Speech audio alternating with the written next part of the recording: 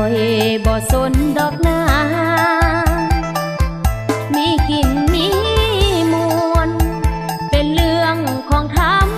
มดาสูบไตห่มฟ้าคือเมากินแล้วกับฟอนสาวแม่ลูกอ่อนหรือว่าผู้สาวหัวเพลินที่เฝ้ามาเดิ